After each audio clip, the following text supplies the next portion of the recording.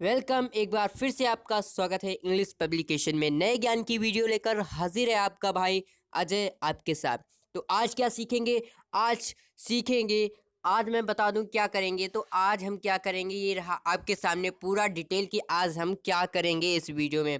Today we shall solve the section B of English question paper of 2020। आज हम सन 2020 के अंग्रेजी प्रश्न पत्र के खंड बा को सॉल्व करें, यानी कि सरल करेंगे, यानी कि उसको सॉल्व करेंगे। ठीक है, उसको सॉल्व करेंगे। ठीक है, तो यार खंड बा यानी कि सेक्शन बी, ये जो सेक्शन बी है आज हम इसको सॉल्व करेंगे। ठीक है, हल करेंगे।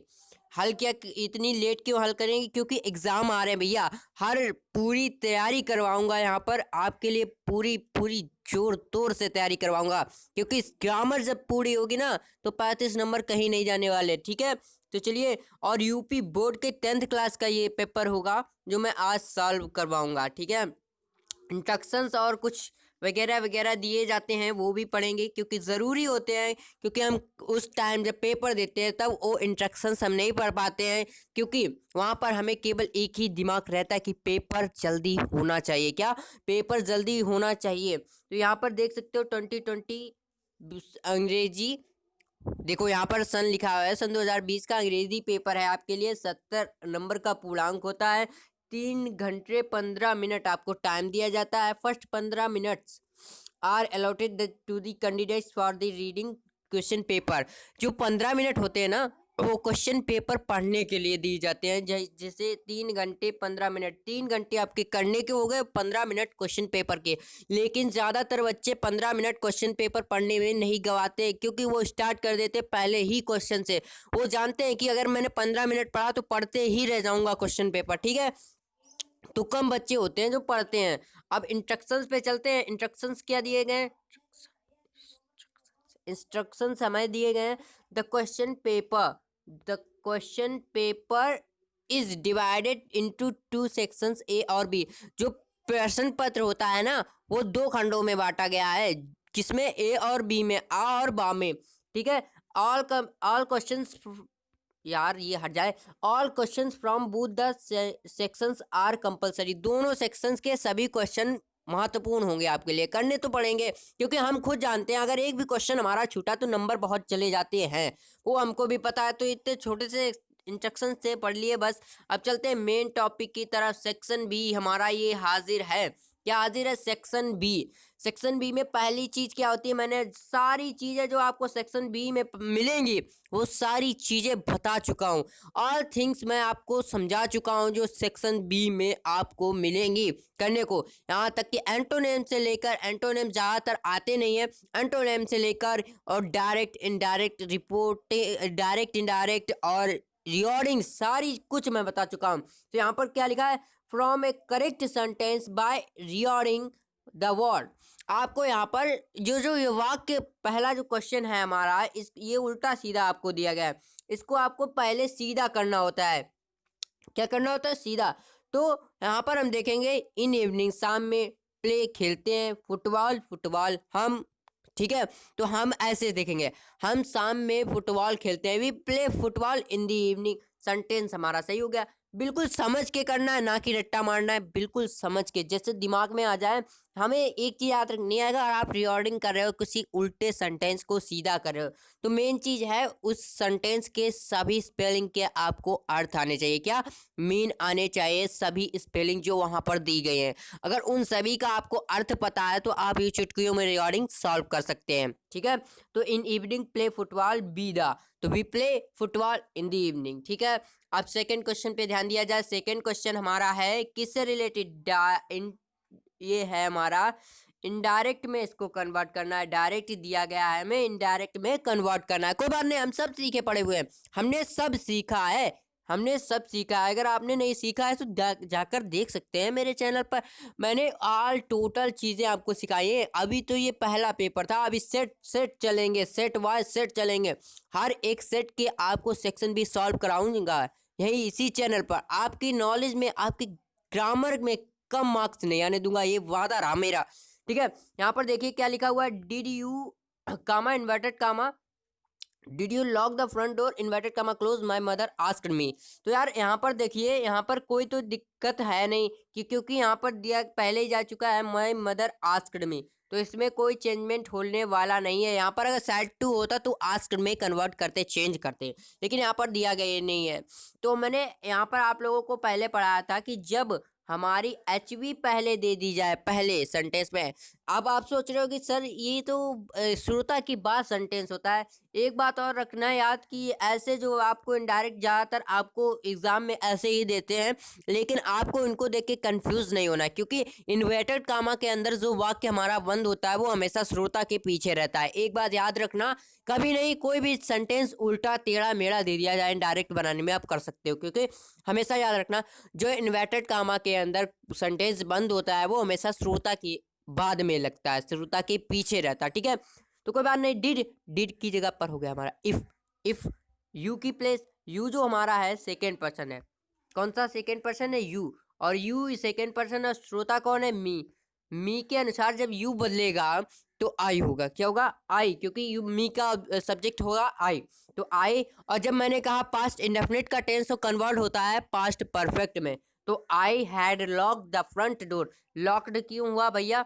लॉक्ड हुआ हैड की वजह से। मैंने क्या कहा? जब परफेक्ट टेंस बनाएंगे तो वर्ब की थर्ड फॉर्म का यूज होगा। ठीक है, बिल्कुल सरल है।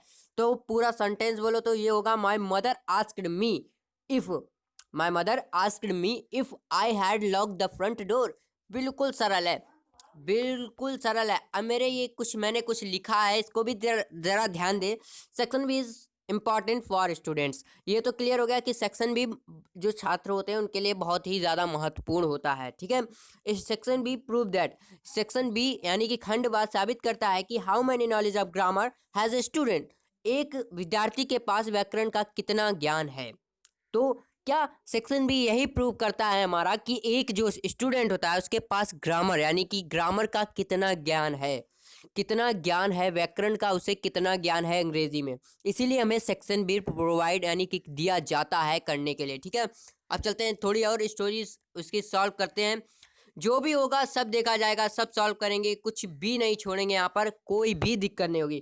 ठीक है, यहाँ पर लिखा है इसका आंसर हमें देना है। कोई बात नहीं, आंसर देंगे, डोंट वरी, सब मिलेगा यहाँ पर।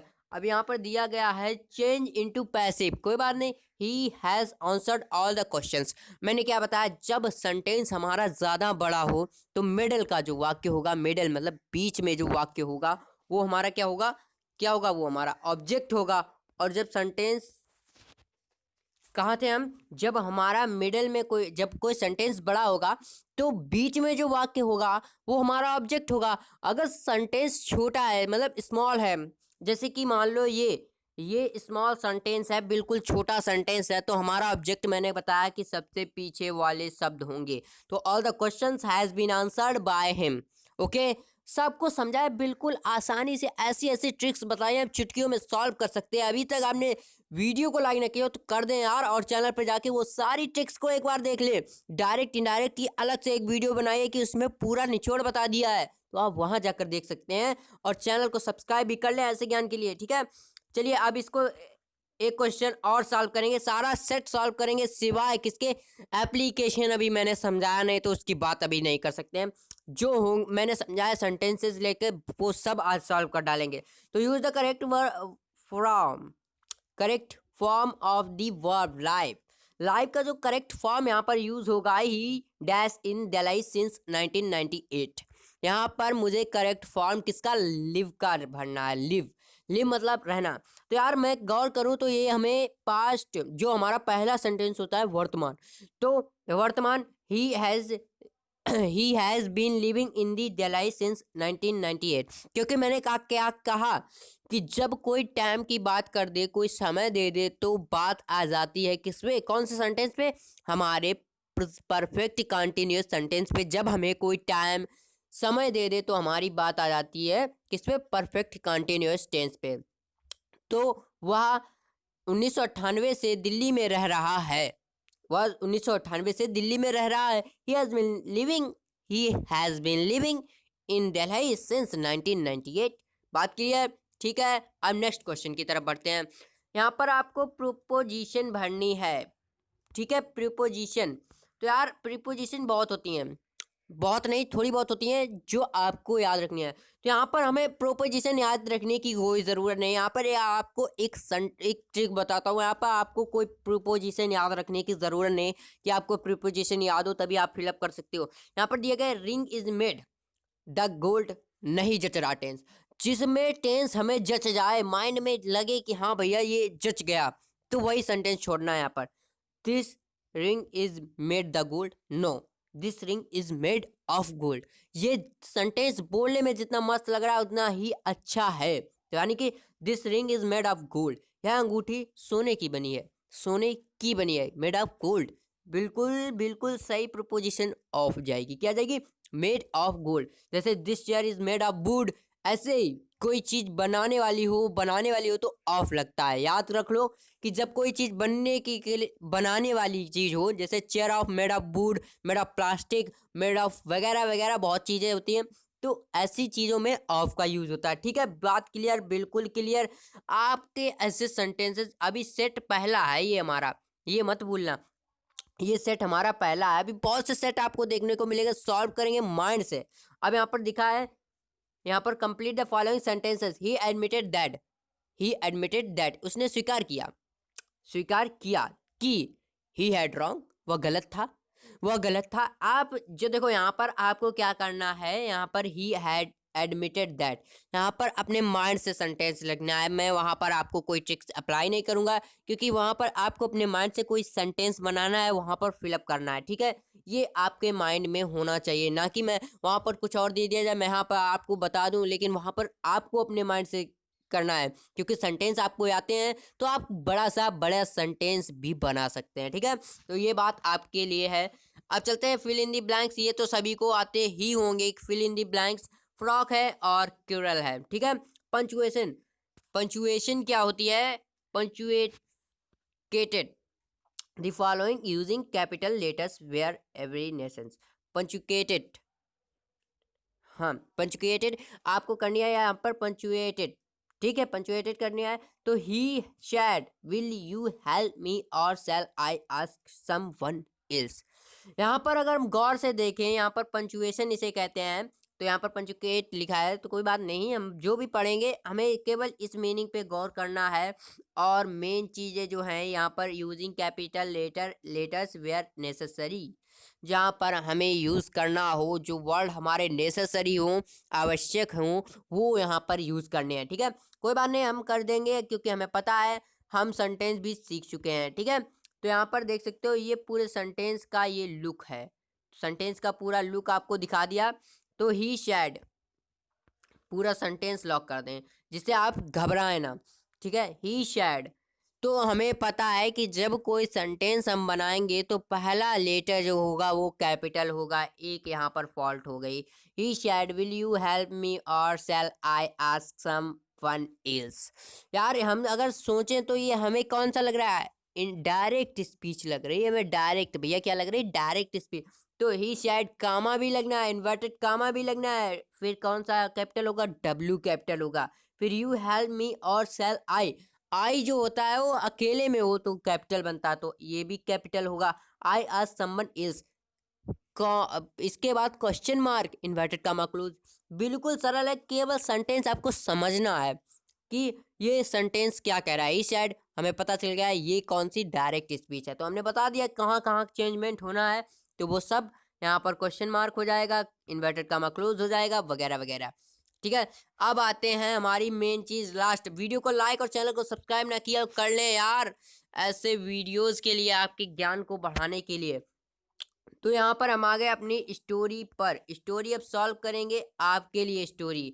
तो स्टोरी में हमें क्या करना है, केवल केवल केवल सेंटेंस पे जो हमें हिंदी में दिया गया है इसको इंग्लिश में कन्वर्ट करना है, तो हमें केवल हिंदी को गौर से देखना है। यहाँ पर लिखा हुआ है नई दिल्ली भारत की राजधानी है। ठीक है, new Delhi is the capital of India. ठीक है, new Delhi is the capital of India, राजधानी कैपिटल ऑफ इंडिया। मैंने क्या कहा, हिंदी में हमेशा सीधे चलो, इंग्लिश में उल्टे चलो, बात बन गई। भारत के राष्ट्रपति और प्रधानमंत्री नई दिल्ली में रहते हैं। The president and the prime minister of India live in new Delhi. अब आप सोच रहे होंगे लिव इन न्यू दिल्ली। यहाँ पर मैं बता दूं, आप क्या सोच रहे होगे, live in new Delhi, lives क्यों नहीं हुआ? क्योंकि दो लोगों की बात करा, जहाँ पर दो लोग होते हैं वहाँ पर बहुवचन की सक्रिया का यूज होता है। तो यानी कि the president and prime minister of India live in Delhi, new Delhi, sorry new Delhi. अब यहाँ पर बात आती है, नई दिल्ली में लाल किला और कुतुब मीनार पर ऐतिहासिक इमारतें हैं, प्रसिद्ध ऐतिहासिक इमारतें हैं। कोई बात नहीं, हम सॉल्व करेंगे, कोई बात नहीं, हम सॉल्व करेंगे। The Red Fort and the Qutub Minar is famous historical building in new Delhi. क्या कि मैंने जब कहा कि हिंदी में सीधे चलो, इंग्लिश में उल्टे चलो, पहला वर्ड हमने कहा हमेशा सीधा लो, तो the Red Fort and the Qutub Minar है, Qutub Minar are, sorry are, क्योंकि मैंने क्या बताया था आपको कि जब दो लोगों की बात चल रही हो तो हमें क्या यूज करना पड़ेगा, बहुवचन की सहायक क्रिया। ठीक है, तो are historical, famous historical building in new Delhi. ठीक है, famous historical building in new Delhi. अब यहाँ तक हम बात कर लेते हैं, कहाँ तक कहाँ तक कहाँ तक कहाँ तक कहाँ तक हमने की, यहाँ तक। अब हम पूरा सेंटेंस एक बार में, the new Delhi is the capital of India, the president and the prime minister of India live in new Delhi, new Delhi. ठीक है, न्यू दिल्ली यहाँ तक हो गया हमारा। अब the Red Fort and the Qutub Minar are famous historical building in new Delhi. Pragati Maidan और अबू घर यहाँ के आकर्षण हैं। ठीक है, प्रगति मैदान यानी कि प्रगति मैदान नाम है, प्रगति मैदान एंड अप्पू घर आर अट्रैक्शंस हेयर। क्या होगा, प्रगति मैदान और अप्पू घर आर अट्रैक्शंस हेयर। ठीक है, बिल्कुल सरल थे। मैंने आपको ये क्वेश्चन जो है, हमारा पेपर जो था अंग्रेजी का, अब आपको लग रहा होगा कि हमने 2019 में अपने पेपर क्यों नहीं दिए। इतना सरल था यार पेपर जिसकी कोई सीमा नहीं, लेकिन इस बार उससे भी सरल आने की संभावना है, क्योंकि महामारी के कारण हमने कोर्स कतई नहीं कंप्लीट किया है। आप भी जानते हो कि कैसे कोर्स कंप्लीट हो सकता था बिना टीचर्स के, बिना एडवाइस के, बिना कितनी कोचिंग लगवाओ, कोचिंग में केवल समझा जा सकता है, ना कि हमारा कोर्स कंप्लीट। अच्छा बताओ, हिंदी की कोचिंग कौन कर सकता है? हिंदी की कोई कोचिंग कर सकता है? नहीं कर सकता। मैथ कोचिंग किसकी किसकी हो सकती है? मैथ, इंग्लिश और कौन सी, साइंस की। तो बाकी के सब्जेक्ट तो बच गए। ड्राइंग की कोई कोचिंग कर सकता है? नहीं कर सकता है। तो ऐसी ही होती हैं। तो हमें पता है कि अब की बार कुछ पेपर सरल किया जाएगा, इतना टफ पेपर नहीं आएगा, बट हमारी तैयारी टफ ही रहेगी भैया, कि हमारी तैयारी यहाँ पर टफ ही रहेगी। तो चलिए, अब विदा लेने का टाइम आ गया। अभी तक वीडियो को लाइक न किया हो तो लाइक कर दें और चैनल को सब्सक्राइब कर लें ऐसे ज्ञान के वीडियो के लिए। अगली बार और नया सेट लेके आएंगे, 2000 जितने के भी ला सकेंगे आपके ज्ञान के लिए लाएंगे। आपको डेट ऊपर दिखा देंगे, कोई बात नहीं। जय हिंद, वंदे मातरम। अगली वीडियो में मिलते हैं, बाय बाय।